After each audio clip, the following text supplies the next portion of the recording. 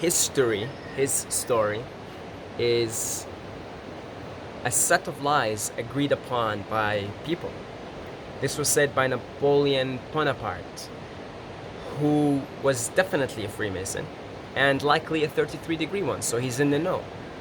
And if you do a little digging, you'll pretty much come to know that. And one of the clues you could look for is there's a famous painting of Napoleon with his hand like this inside his jacket, and that's a famous Masonic symbol. You can look it up and you'll come to find plenty of information on it. You can see Karl Marx doing the exact same gesture. You could see Joseph Stalin and many more. So Napoleon was in the know, and he knows that his story that is being told to humanity is a set of lies agreed upon. Now, I'm not going to say every single thing in it is a lie, because it isn't. And in fact, one of the things that those people that with the light bulb on their heads, right? One of the things, I mean, they call themselves that, the illuminated ones, because they have the knowledge, and they choose to simply withdraw the knowledge. However, there is all these spiritual laws and rules that everyone has to play by, and one of them is they have to tell us the truth. They have to tell humans the truth, and so they plant it in movies. They planted in quotes like this by their people, right? Etc., etc. So they do have to tell us the truth. It's not like I'm not just like denying completely that, okay, every single thing you read in history books is false, but what I'm saying is there's a lot of truth mixed with lies. And so, you know, when you start to learn more and more, and you just keep an open mind and try to be as unbiased as possible, you keep skepticism, but not pessimistic skepticism, meaning everything is a lie, because I don't think everything is a lie. I think a lot of things that are in the history books indeed happened, but the question is, what else happened that they're not telling us? And of the things that we're told, how accurate are they? Is there some spices added to it to fit certain models that certain people want the masses to believe? I don't know.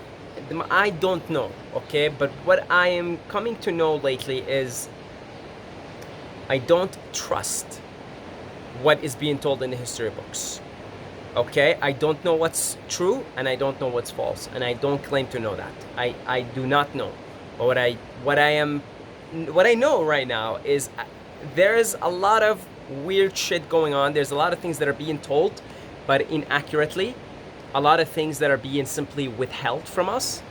And interestingly, you could find more truth in movies like Avatar, for instance, right? And that's pretty much The Matrix. Those are pretty much documentaries, right? I'm coming to find or learn that there is strong evidence, really strong evidence actually, that the Muslim holy city of Mecca was actually Petra in the early stages, and there are various different speculations as to why Mecca ended up being the holy city. Other strong speculations, I'm not gonna go into the evidence right now and blah blah blah, okay, there's not enough time. I want to keep this video under 10 minutes, but there's also strong evidence, or strong speculative evidence, that Uncle Mo, the founder of Islam, didn't even exist. Right? I mean, there are no accounts of him, archaeological accounts, until at least 100 years after he was born or after he died. Right? Same with the four companions, the Rashidun Caliphs after. So, but what about Tartaria?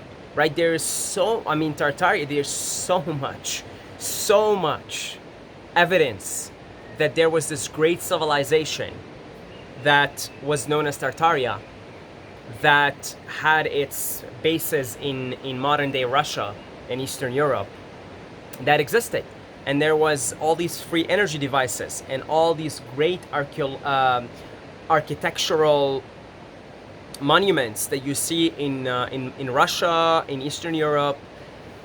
These are all remnants of this great civilization that was a lot more benevolent than our current civilization, and a lot more advanced, and our technology is primitive compared to what they had. Whew, right? Like man, I don't know the truth and I don't know the falsehood, but I know that what we're being told, it's truths mixed with lies. It's inaccurate in some cases, and even more significantly, there's a lot of shit that we're not being told in factual manner, like in the history books, that we're being told in things like movies, things like The Matrix, things like Avatar.